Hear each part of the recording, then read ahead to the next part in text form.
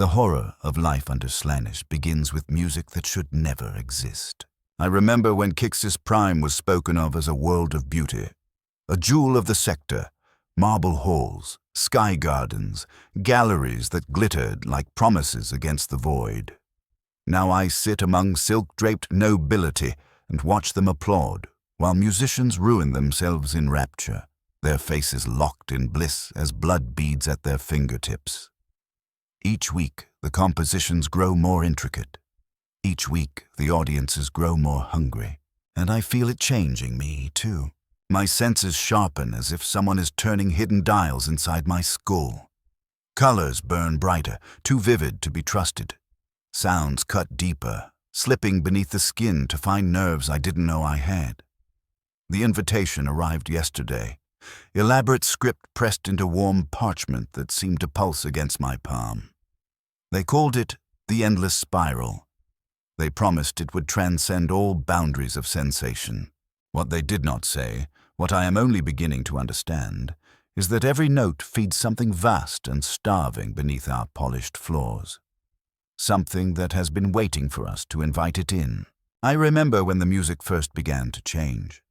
Not with a single dramatic rupture, but with subtle deviations only trained ears would notice. I was still Lucenvar then. Lucanvar of House Var, heir and patron, sponsor to 100 artistic societies across Kixis Prime. We took pride in refinement. We believed ourselves the caretakers of culture, proof that humanity could cultivate beauty even in an uncaring galaxy. The shift came gradually. New compositions appeared, threaded with dissonance that lingered a fraction too long, like a smile held past sincerity. Sculptures arrived with proportions that unsettled the eye even as they compelled it to look closer. Perfumes were blended that smelled like summer gardens, yet left a faint metallic aftertaste on the tongue. We called it innovation. We called it the evolution of art. We were blind. I attended the first performance of the Endless Spiral at the Grand Harmonic Hall. The composer, Elra Viston, had been my discovery, plucked from obscurity in the lower levels, elevated on the strength of her daring. Her music had always tested boundaries, but this new symphony promised to surpass them entirely. The nobility of 3 continents fought for invitations. Even the planetary governor sat in the royal box, though his eyes seemed distant, unfocused, like a man listening to something no one else could hear. I wonder now if he already understood what was happening to our world. The orchestra numbered 300, the chorus 500 voices. When they began, something woke inside me. The music did not simply enter my ears.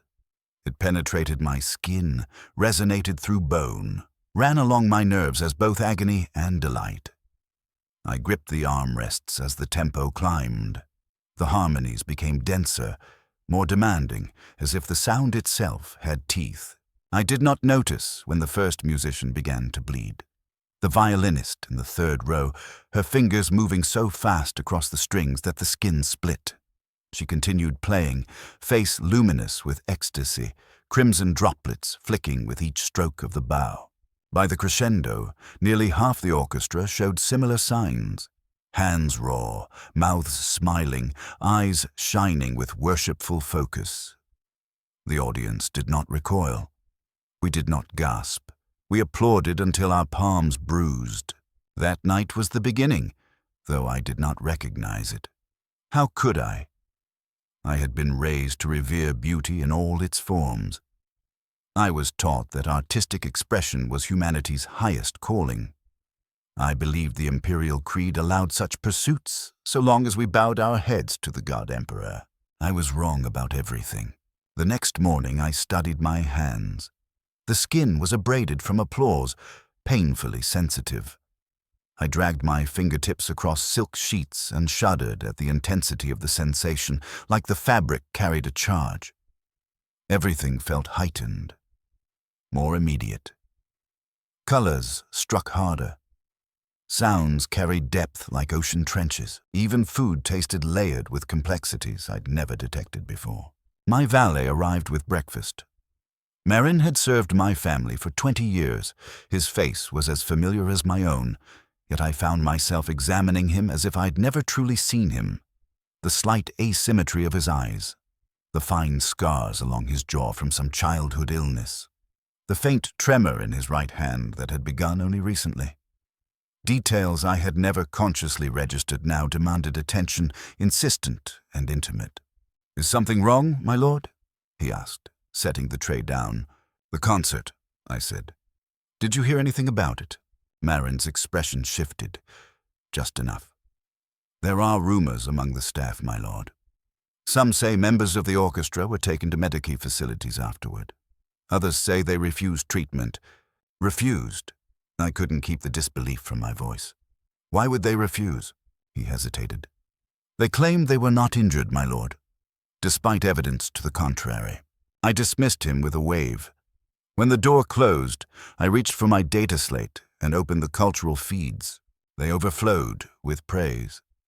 Transcendent. Consciousness altering. The dawn of a new movement on Kixis Prime. No one mentioned the blood. Over the following weeks, I attended 17 more concerts. Each contained the same elements, harmonies that pushed beyond tradition into realms neurologists might classify as pain, yet somehow circled back into pleasure. Musicians who sacrificed comfort, even safety, in service to the sound. Audiences whose appetites grew sharper, more ravenous, more demanding with every performance. Then the second invitation came, again on parchment that felt unnaturally warm. The script was exquisite, almost tender. It invited me to an exclusive gathering of true appreciators, hosted by Elra Viston herself. The address was not the Grand Harmonic Hall, nor any venue I recognized. It led instead to the abandoned pleasure districts, neighborhoods long fallen out of fashion, shuttered decades ago, when the ecclesiarchy's grip on our world had been stronger. I should have reported it to the Adeptus Arbits. I should have recognized the warning signs of a forbidden rot. Instead, my pulse quickened with anticipation. I'd always prided myself on standing at the edge of new movements, the first to recognize genius.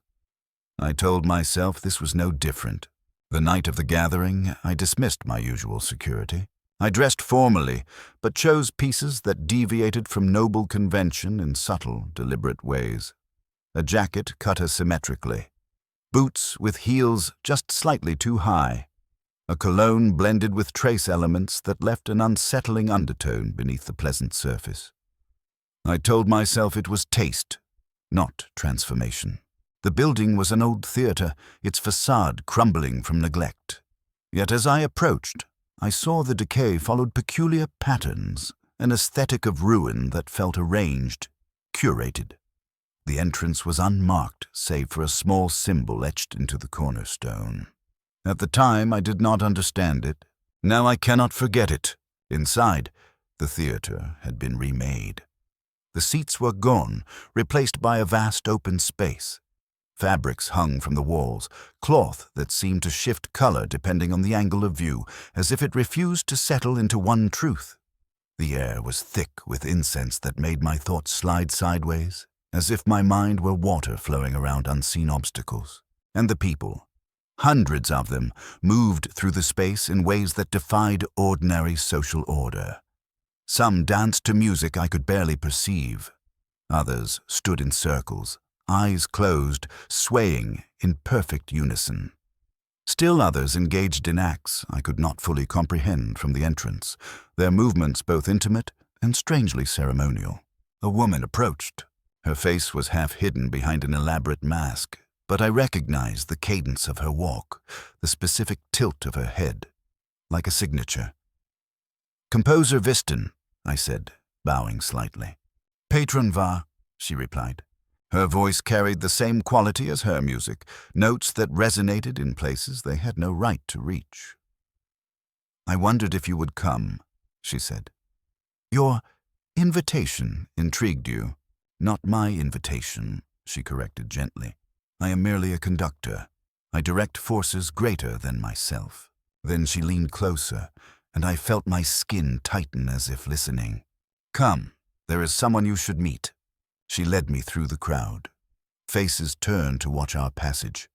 I recognized many, nobles, celebrated artists, patrons who moved in the same circles I did. But there were others too. People who would never have been welcomed at my gatherings. Workers from the lower levels. Military personnel who should have been on duty, and robed figures who moved with the precise, economical grace of the Adeptus Mechanicus. We reached a section curtained off from the main space.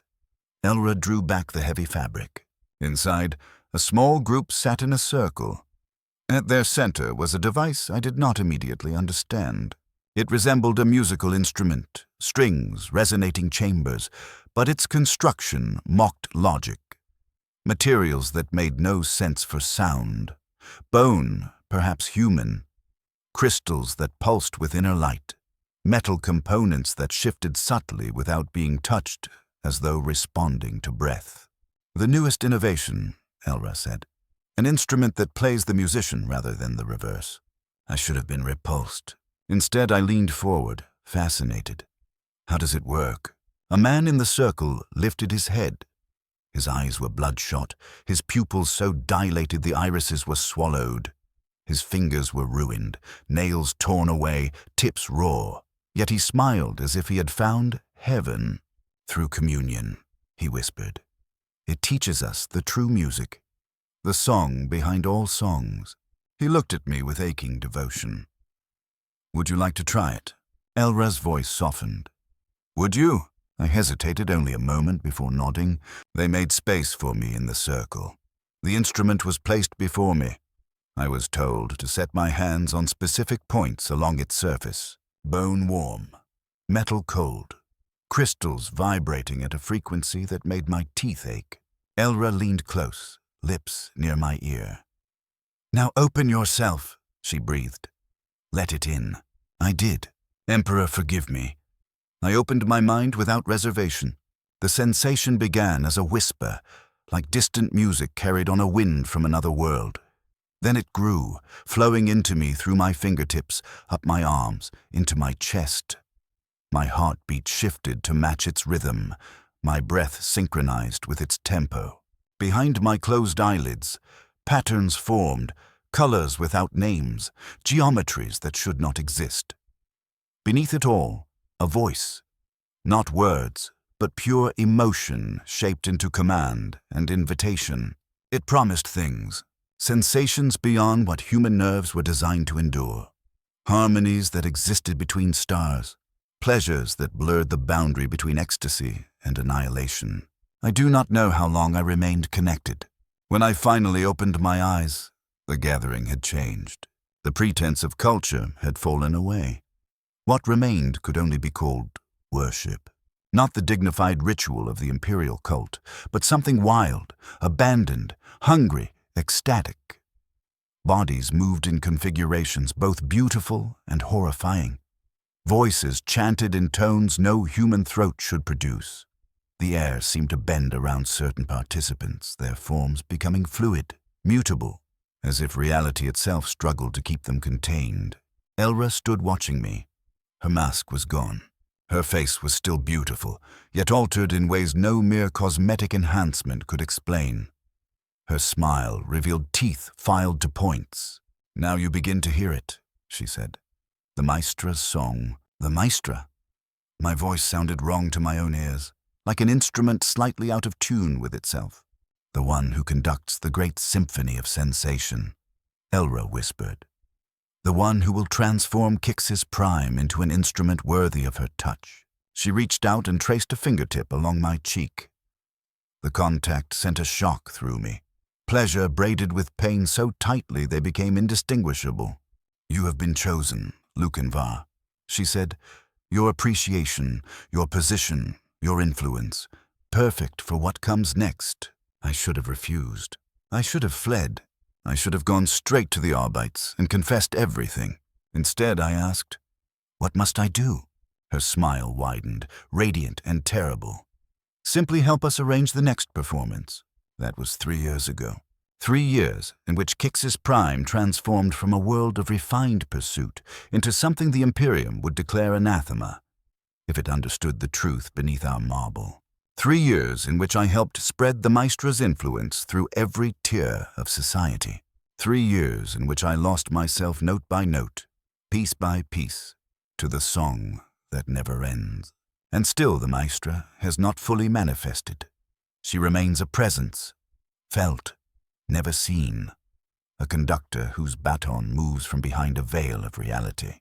But soon, very soon, the grand performance will begin, the one that will tear the veil aside.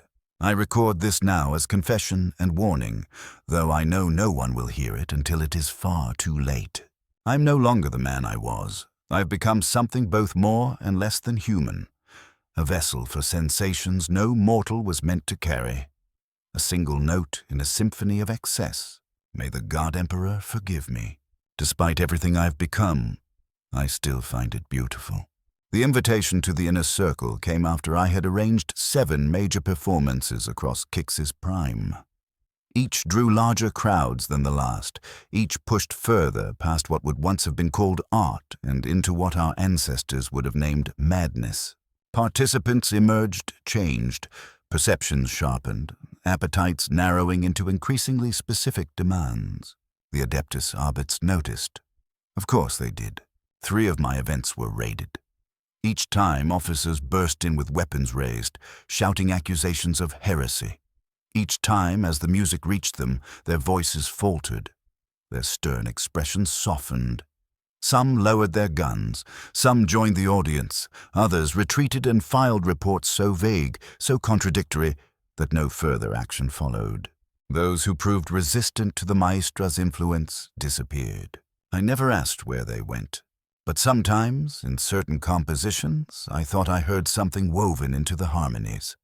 Voices that did not belong to the choir. Screams of denial, transformed into notes of sublime surrender. The inner circle gathered in what had once been the planetary governor's winter palace. The governor himself resided there permanently now, though he no longer governed in any meaningful way. His body served as a vessel for experiences requiring a nervous system altered beyond baseline humanity. Sometimes I visited him. I watched his eyes roll back as sensations coursed through him, his mouth forming words in languages I was only beginning to understand. Elra led the inner circle now, her transformation nearly complete. Her skin had taken on an opalescent quality, shifting through subtle hues with each movement. Her voice carried harmonics that could induce anything from paralytic bliss to frenzy, depending on her intent. When she moved, she left faint after-images, as if reality struggled to keep her pinned to a single place in space. "The Maestra is pleased," she told us as we assembled. The former ballroom had been converted into what she called a sensation chamber. The walls were lined with materials designed to reflect and amplify sound in precise patterns. The floor was inlaid with precious metals that carried vibration into the body in intimate, deliberate ways. The air was processed through filtration systems that introduced trace compounds to heighten neurological reception. There were 12 of us. Former nobles, artists, military commanders, even an administratum official whose access to population records proved invaluable for identifying those with certain sensory sensitivities. We had all changed, each along a different axis of devotion. My transformation had manifested through my hands. They had elongated. Additional joints had formed where no joints should be, granting me dexterity for melodies impossible on conventional instruments. The skin had thinned toward transparency, revealing the network of nerves and vessels beneath, pulsing in time to music only I could hear. "The grand performance approaches," Elra said. "The one that will allow the Maestra to fully manifest in our realm. But first, we must prepare the audience." She gestured. Servants brought forth 12 chalices. The liquid inside shifted as if alive, sometimes like wine, sometimes like something thicker and darker, never settling into a single form. "Drink," Elra commanded, "and see the path forward." I raised the chalice without hesitation. It burned going down, then turned to ice in my stomach, then became something beyond temperature, beyond simple description. My perception fractured. I was in the ballroom and in 1,000 other places across Kix's prime at once. I saw through countless eyes. I felt through innumerable nerve endings, each experiencing a different facet of the same unfolding symphony. I watched workers in manufactories move in perfect unison, labor transformed into choreographed ritual. I saw children in scholar halls singing melodies that rewired their developing minds. I saw ecclesiarchy priests whose sermons maintained the shape of devotion to the God Emperor, yet carried cadences that honored something else in substance, slipping worship sideways through the cracks. And I saw the spaces between reality, a place where something waited, something with too many limbs, moving with impossible grace. Something whose voice was beauty and terror braided into one. The maestra, still incomplete in our dimension, yet growing stronger with each act performed in her name. When my consciousness returned fully to the sensation chamber, Elra was speaking again. She outlined the plan for what she called the Concordance, a synchronized planetary performance involving every citizen of Kixis Prime, willingly or otherwise. Broadcast systems would be repurposed to transmit specific frequencies. Water supplies would be treated with compounds to increase susceptibility. Orbital platforms would be repositioned into geometric patterns meant to weaken the barriers between realms. Each of you will oversee one aspect, Elra said. Her gaze settled on me, and I felt the chamber listen. Lucan, your responsibility will be the central performance hall, the physical anchor point for the Maestra's manifestation. I bowed my head and accepted, honored beyond words. By then, my thoughts were no longer fully my own. My name, my pride, my history, reduced to a vessel shaped for the Maestra's will. And yet some fragment of who I used to be still remained. It watched from a distant corner of my mind, trapped behind walls of ecstatic sensation, screaming without sound. In the days that followed, that fragment grew stronger as I oversaw the preparation of the harmonic convergence chamber. The Grand Harmonic Hall was no longer merely a venue. It was expanded and reshaped, its bones rewritten with technologies that felt both ancient and blasphemous. The stage itself was rebuilt into something monstrous, constructed from the remains of those whose neural structures had proven incompatible with the Maestra's influence. The acoustic panels were no longer simple materials. They incorporated human skin, stretched and treated to resonate at frequencies that made the air tremble even when the hall was silent. The seating was rearranged into spirals, patterns that formed symbols visible only from above. As the workers labored, obedient and smiling, something in me began to question what we were doing. Not because virtue had returned, I had abandoned virtue long ago, but because I began to suspect the Maestra's intentions were not what we had been told. The ecstasy she promised came with increasing pain. The beauty she revealed was always edged with horror, and the gifts she bestowed felt less like elevation and more like consumption. One night, long after the workers had gone, I found myself alone in the chamber.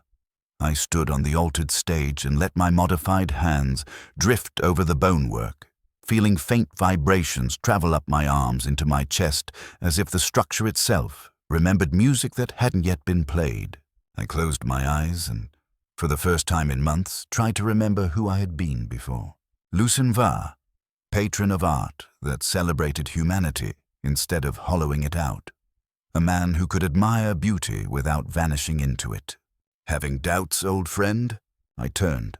Marvin Cale stood in the shadows. Once he had been a commander of the Planetary Defense Forces. Now he was the military arm of our cult. His transformation had taken a different shape than mine. His skin had hardened into a chitinous surface, rippling with colors that expressed his emotional state. The hues swirling across him now spoke of suspicion joining hands with threat. Not doubts, I lied. Just ensuring everything meets the Maestra's standards. Of course. He moved closer, the clicking of transformed feet echoing in the empty chamber. It is natural to feel overwhelmed as we approach transcendence. The human mind struggles to comprehend the glory that awaits. Indeed. I turned away, pretending to inspect the conductor's podium. The concordance will be perfect. It must be. His hand settled on my shoulder. The touch was wrong, uncomfortable, because the chitinous plates secreted a mild toxin that tingled across my skin like a warning. Any imperfection, he murmured, any hesitation, could prove disastrous for all of us. The threat was clear. I was being watched. Any sign of wavering would be carried to Elra in the inner circle. So I forced my face into an expression of rapturous anticipation, an expression I had worn genuinely until recently. I live only to serve the symphony, I said, letting the familiar litany fall from my lips. Marvin studied me a moment longer, then nodded. As do we all. Continue your work, Lucan. The maestra listens always. When he left, I remained motionless on the stage, feeling the chamber's silence press against my skull. I was embedded at the heart of what I now understood to be a chaos cult. I had helped it spread through an entire world. I had committed atrocities in the name of art and sensation.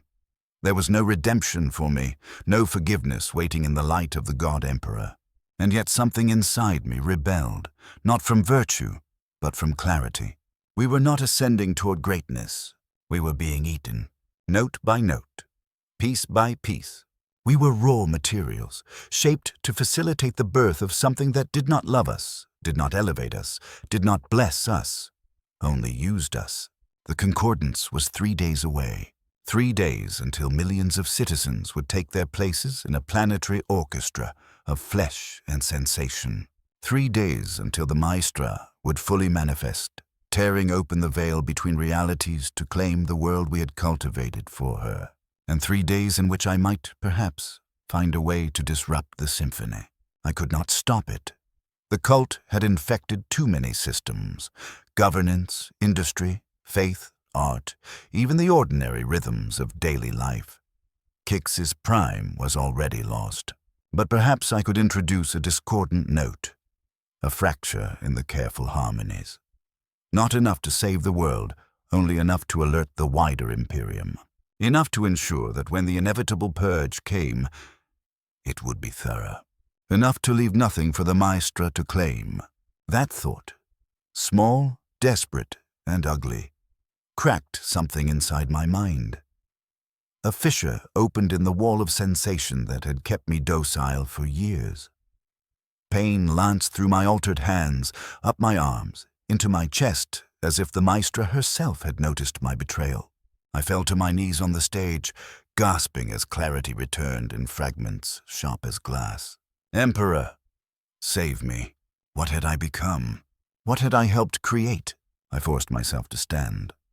I walked from the chamber as if nothing had changed, and inside I began to plan, not for salvation, but for destruction. It was all I had left to offer. The next day I performed my duties flawlessly. I supervised final adjustments to the harmonic convergence chamber. I attended the inner circle's preparatory rituals. I allowed Elra to enhance my altered hands further, biting back screams as she manipulated bone and nerve without anesthetic, shaping me into an even more perfect instrument. All the while, I watched and listened with a care I hadn't possessed in years. I noted the security protocols, the placement of cult enforcers, the schedule for the concordance, the moments where oversight thinned, where certainty grew careless. I searched for weaknesses, for one place where a small act could cause maximum disruption. The plan that formed was desperate and flawed, but it was a plan. I had access to the central sound distribution system, the technological heart that would synchronize performances across the planet.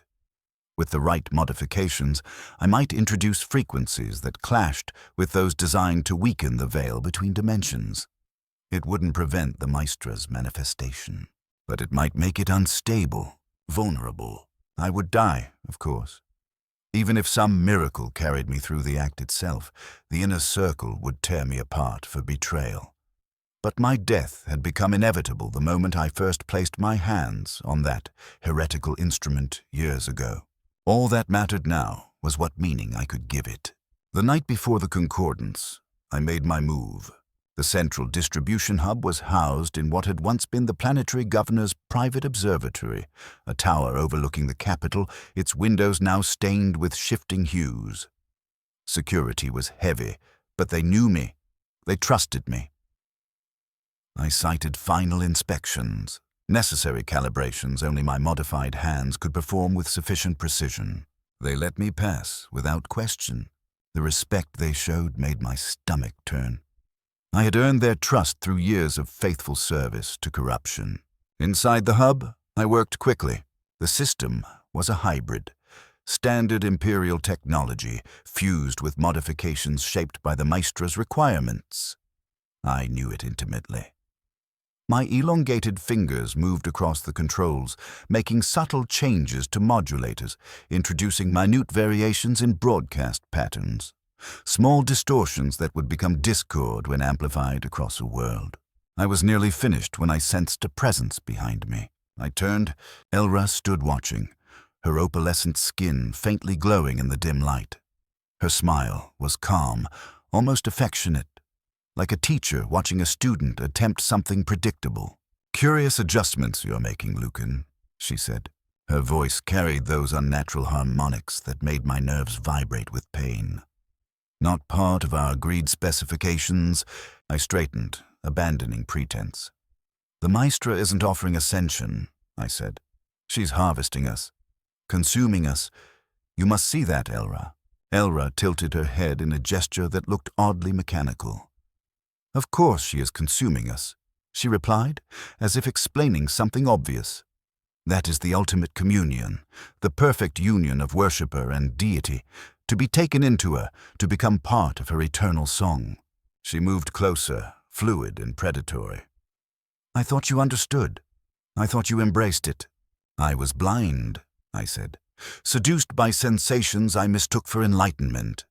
But now I see what we're building. Not transcendence, annihilation." Such a limited perspective. Her hand shot out faster than human reflexes should allow and closed around my throat. "There is no meaningful distinction," she whispered, face inches from mine. "Both require the end of what you currently are." I clawed at her arm with my altered hands. I drew blood, if it could be called blood, shimmering with unnatural colors. "The concordance will proceed," she said. "The only question is whether you will participate willingly, honored as one who helped bring this glorious transformation, or whether you will serve as material." Another screaming note in the Maestra's arrival symphony. In that moment, I understood the truth fully. I had never had a chance. The system behind me was already correcting itself.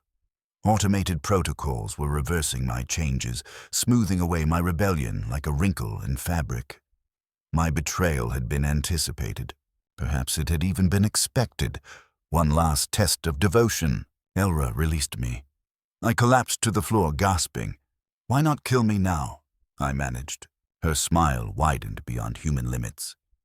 "Because the Maestra has special plans for you, old friend. Your sensitivity, your exquisite nervous system, your place at the heart of the convergence chamber."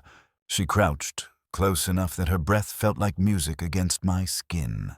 "You will be her voice," Elra said softly. "The physical vessel through which she will first speak to her new domain." The horror that filled me then was absolute. Not death, something far worse. To remain conscious as my identity was erased. To be aware as my body became a mouthpiece for the thing we worshipped. To be used to spread the Maestra's influence beyond Kix's prime, world after world. "Tomorrow," Elra said, standing, "you will take your place on the conductor's podium. You will begin exactly as rehearsed, and when the moment comes, you will surrender yourself completely." She turned to leave, then paused. "Guards will escort you to your chambers and remain with you until the concordance begins," she added. "For your own protection, of course." After she left, cult enforcers entered the hub. They handled me with careful respect, as one might handle a valuable instrument, precious, delicate, and dangerous if cracked. They escorted me to my quarters in the former governor's palace and stationed themselves outside my door. Alone, I sank onto the edge of my bed. Despair washed over me in heavy waves. I had failed. Tomorrow I would become the voice of a demon, my identity subsumed. Kixis Prime transformed completely into a garden of sensory horrors, an engine of corruption that would eventually spill into neighboring systems. In my despair, my hands began to move of their own accord, playing silent melodies on invisible instruments, a habit formed over years of modification. I watched the movements, too many joints, skin transparent over the intricate network beneath, fingers designed to conduct the opening movements of the concordance with perfect precision. And in that moment, I saw my one remaining option. Not to prevent the Maestra's coming, that was inevitable. Not to save Kixis Prime, it was already lost. But perhaps, just perhaps, to ensure what emerged tomorrow would be flawed, imperfect, vulnerable to the Imperial response that must eventually come. I surveyed the room. Luxury surrounded me, befitting my status within the cult. Among the furnishings stood a small shrine to the Maestro, a crystalline sculpture approximating her theorized form. Beautiful, sharp-edged, perfect. I approached the shrine and knelt as if in prayer. The guards outside would expect devotion on the eve of the concordance. With deliberate care, I lifted the sculpture, testing its weight, the razored edge of its geometry. Then, without hesitation, I brought it down hard against my left hand. Pain exploded, exquisite and total, as crystal shattered bone and severed the specialized nerve bundles Elra had cultivated so carefully. Blood flowed, shimmering with unnatural colors. I bit my lip to stifle a scream, tasting copper and something else, something that fizzed against my tongue like forbidden stimulants. Before shock could claim me, I raised the sculpture again and brought it down against my right hand. The second impact was worse.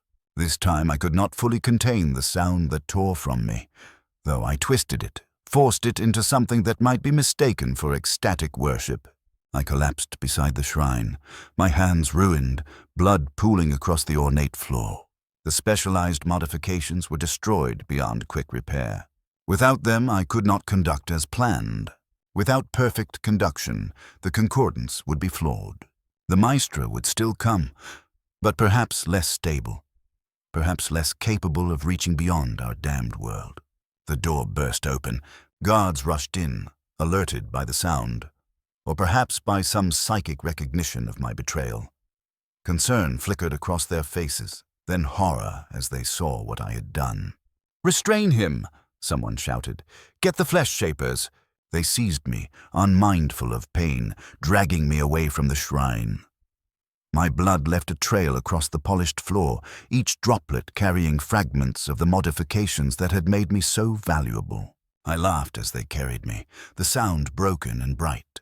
I had introduced my discordant note, after all, not through technology, but through ruin.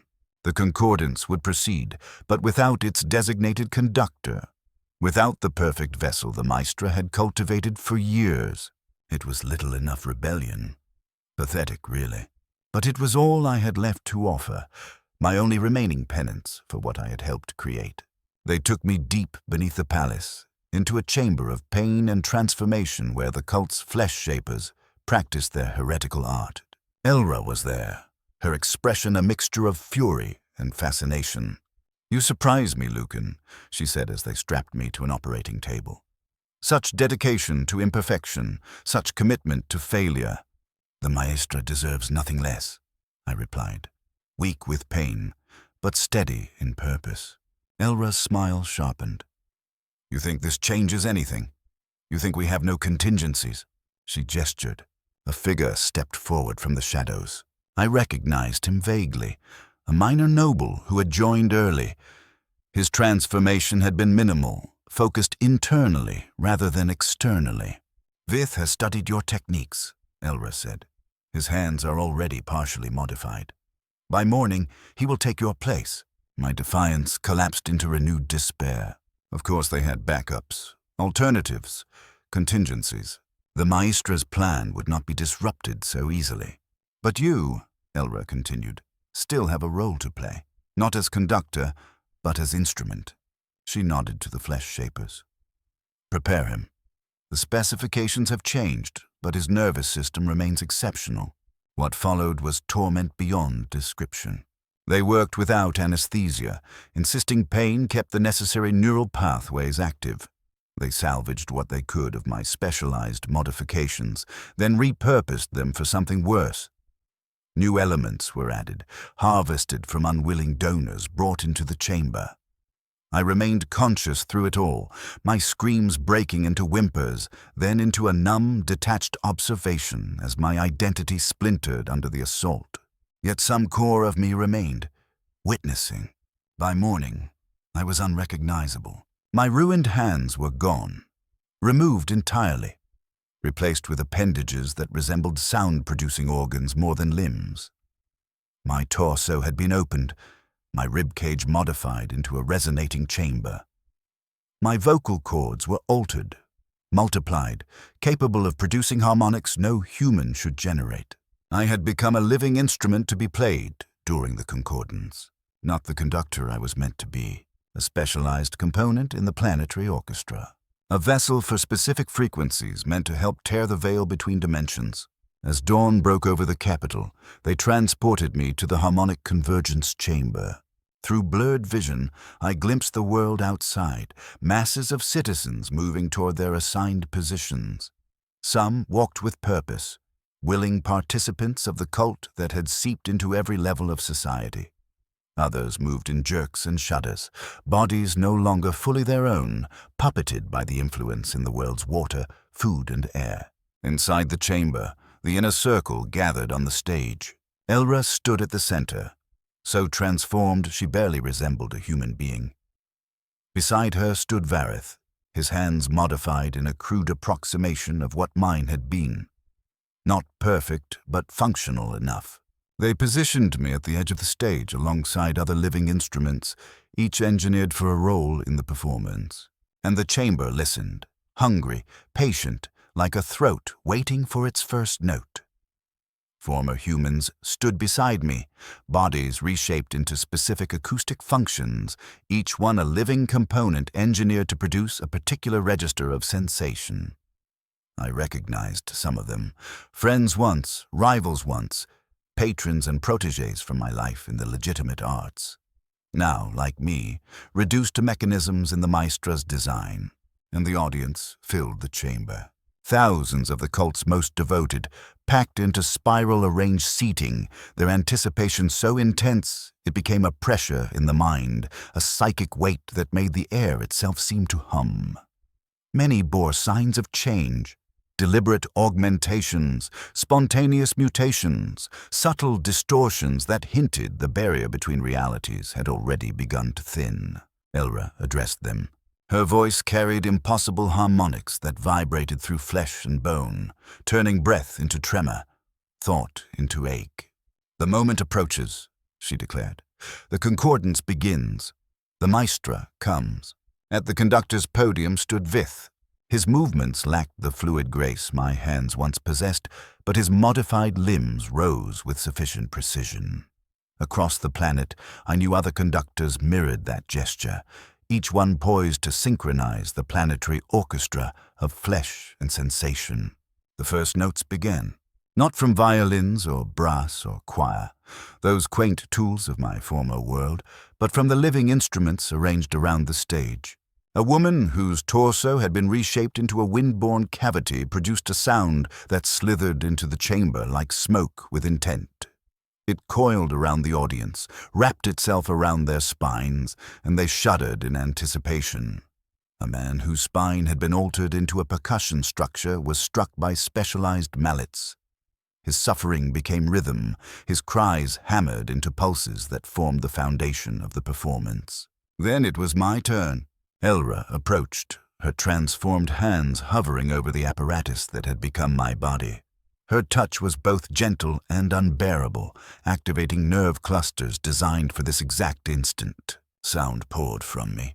It was forced through resonant chambers that had replaced what my body once needed to live, escaping through openings that had once been mouth and nostril and ear. What I produced was not music as I had ever understood it. It was sensation translated into acoustic form, the total of my corruption distilled into frequencies meant to weaken reality itself.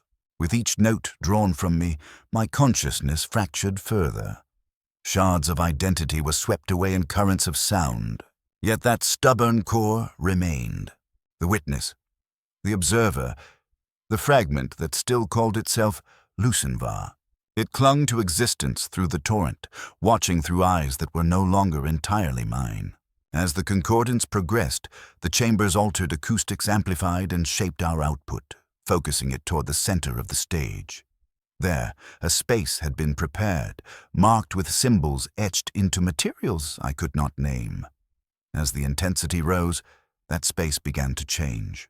The air shimmered, then it rippled, then it parted, like fabric torn by unseen hands.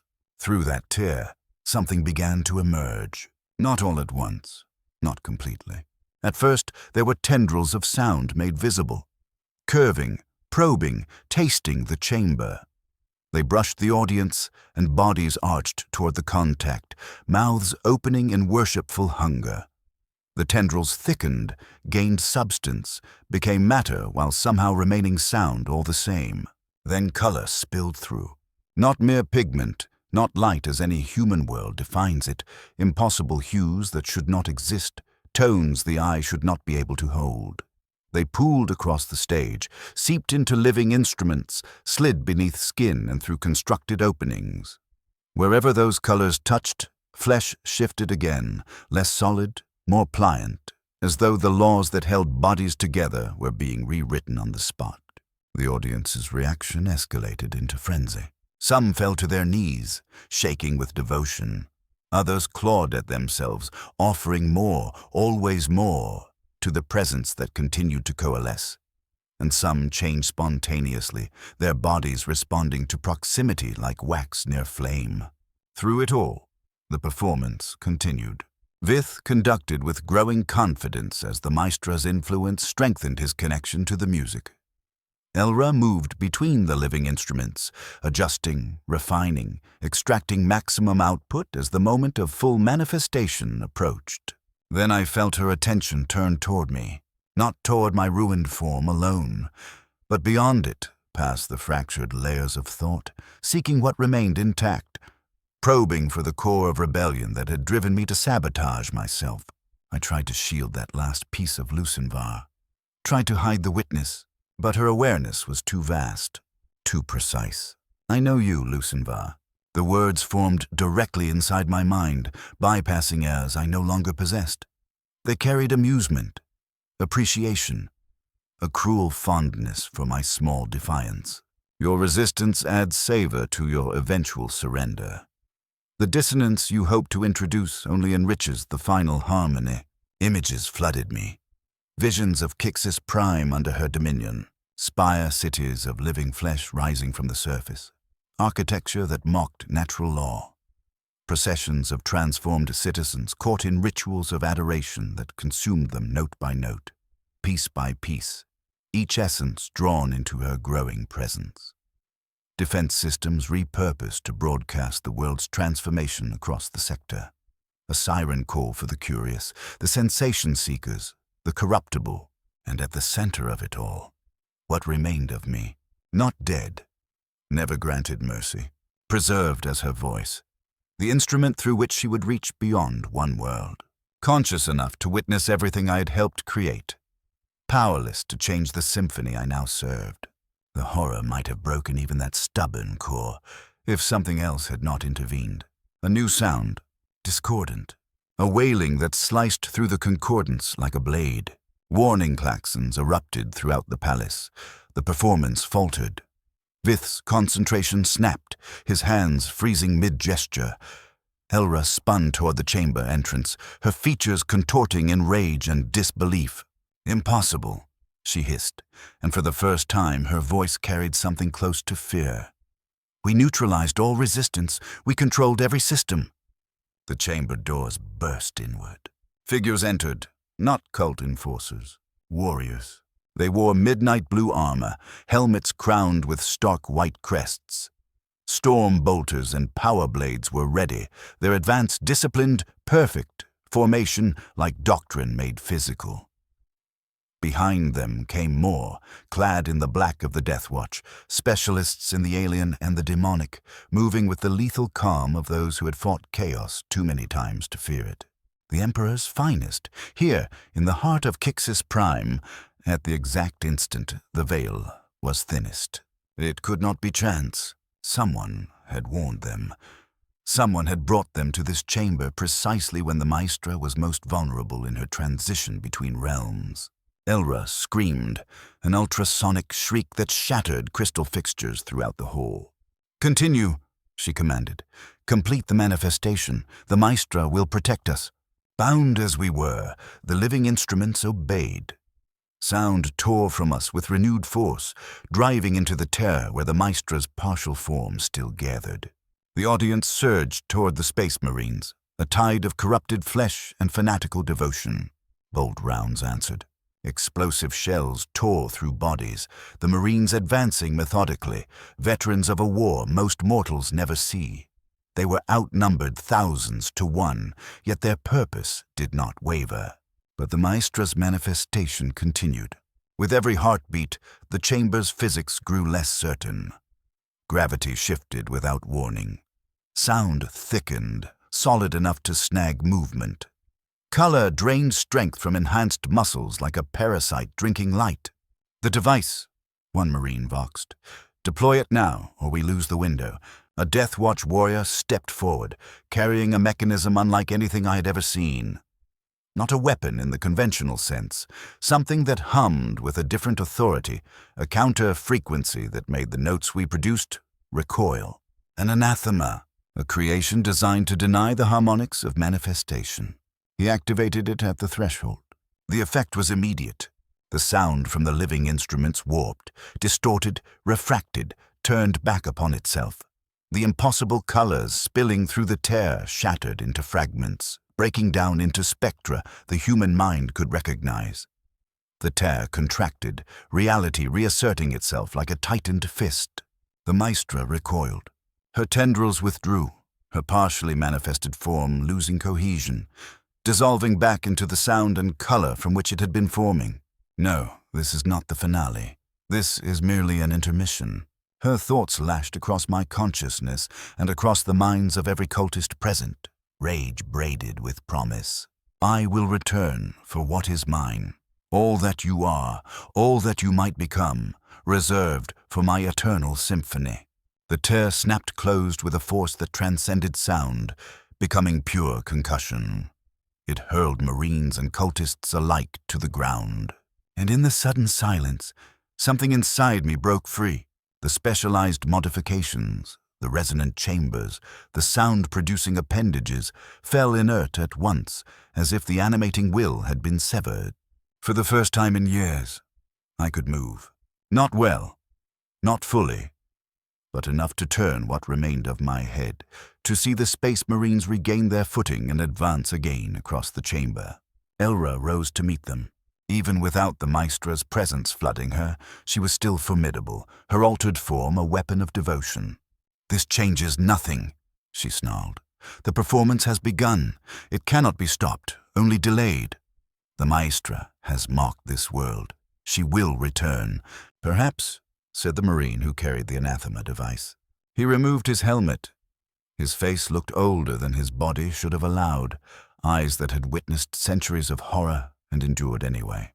Beside him stood an inquisitor of the Ordo Malleus. Malleus, stern features carved into something that did not recognize mercy as a virtue. But you will not be here to witness it. What followed was not battle, it was execution. Cultists fought, of course. Those with weapons engaged directly. Those warped for psychic influence tried to break the Marines' minds. Those remade into living brutality threw themselves forward. None of it mattered. The Space Marines had come prepared for every shape of heresy, their responses cold and practiced. The chamber became a slaughterhouse of devotion, bolt and blade reducing the inner circle into ruin. Elra was among the last to fall. It took multiple Marines to bring her down, and when she finally collapsed, her final act was not bargaining. It was music, a short sequence of notes, a fragment of the maestra's symphony projected with her dying breath, preserved like a curse.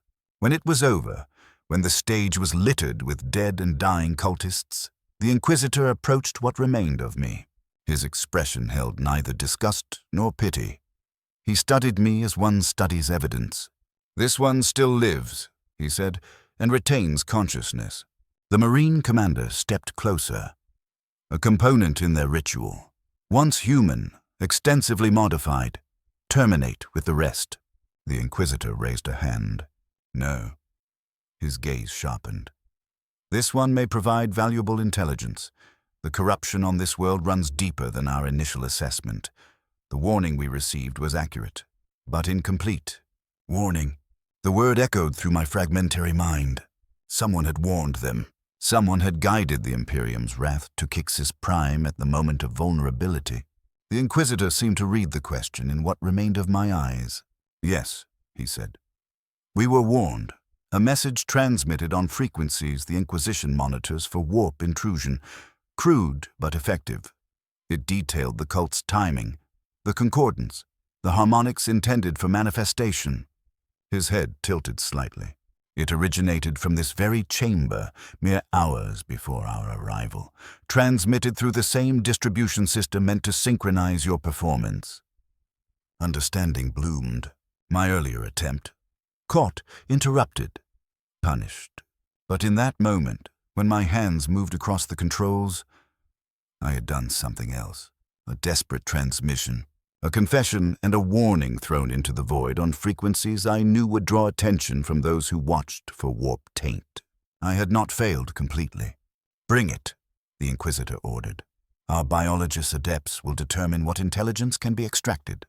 After that, the appropriate rites of purification." As armored hands lifted what remained of my body, I felt something close to completion, not redemption. There could be no redemption for what I had done, for the world I had helped rot, but a narrow measure of atonement. The Maestra had been denied her full manifestation. The Imperium had been alerted, and the inevitable cleansing would follow, fire where nothing else could save. In the days that followed, I learned the extent of the Imperial response. 3 Space Marine forces coordinated their assault, striking simultaneously at key nodes across the planet. The cult's reach was worse than even I had understood, touching nearly 90% of the population in one form or another. The Inquisition ruled Kixis Prime unsalvageable. They extracted what information they could from survivors like me, piecing together the cult's history, its methodology, its vectors of spread, its connections to other systems. They identified tendrils of corruption extending beyond Kixis Prime and dispatched forces to contain outbreaks before they could mature. And when all useful intelligence was gathered, they enacted the final solution. From orbit, virus bombs fell, a sweeping purge that scoured organic life from the surface, burning the world clean of anything the Maestra might claim. I witnessed it through augment eyes installed by the Inquisition's biology's adepts, my consciousness preserved within a specialized life support framework. Not as mercy, as utility. My knowledge, my intimate familiarity with the cult's techniques, made me valuable for a time. I helped them identify subtle signs of corruption, recognize telltale harmonics, understand the methods by which the cult had reshaped human flesh into devotion. When my usefulness ended, I expected the bolt, the blade, oblivion. Instead, the Inquisitor offered something else. "Your soul is beyond redemption," he told me, not with judgment, but with fact. "But your experience has value. There are others like the entity you served, others who corrupt through sensation and excess. The Imperium maintains repositories of knowledge on such threats." He paused, as if offering a bargain with no illusion attached. "Your consciousness could contribute. It was not life, but it was continued existence, a preserved witness, a specimen, accessible only to those with the authority to stare into poison and learn its shape." I accepted. Of course I accepted. The alternative was oblivion, and some fragment of me still wanted to serve. to counter in some small way the evil I had helped unleash. They transferred my consciousness to its final housing in a facility whose location I was not permitted to know.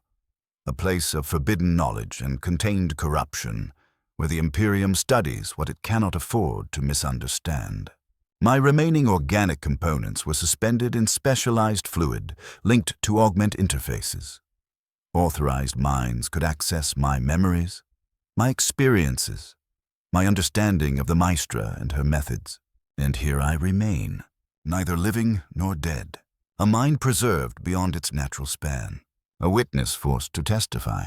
Centuries have passed since Kixis Prime was purged from existence. The officials who interrogate me now are distant successors of the Inquisitor who ordered my preservation. The questions change as threats change, as the Imperium's understanding of chaos evolves. But my function does not. I am memory. I am warning. I am proof of how easily human pursuits can be poisoned. How the love of beauty and sensation can become worship of what should never be worshipped. I am what remains of Lucenvar, once patron of art, then servant of corruption, now something between flesh and machine. And sometimes, in the silence between interrogations, I hear it, faint but unmistakable. Fragments of the Maestra's symphony lingering in what remains of my altered nervous system. Harmonics that whisper of her patience in the Imperium, of her continued existence, of her search for another world, another culture ripe for corruption, another invitation to step through. The music never truly ends. It only changes form. It adapts. It finds new instruments. And I, who once helped conduct its first movements, remain as warning of what happens when the pursuit of sensation becomes worship of excess, when art becomes heresy, when beauty becomes abomination. Listen well, you who access these records. The symphony continues, with or without Kixis Prime, with or without Lucenvar. Beyond the veil, the Maestra and her kind endure, patient, eternal, waiting for weakness, ambition, or simple human hunger for something more to open the door. Listen and remember, in the dark millennium, there is only war. But before the war, before the corruption, before the fall, there is always music. Beautiful, seductive, promising transcendence while delivering damnation. The song plays on,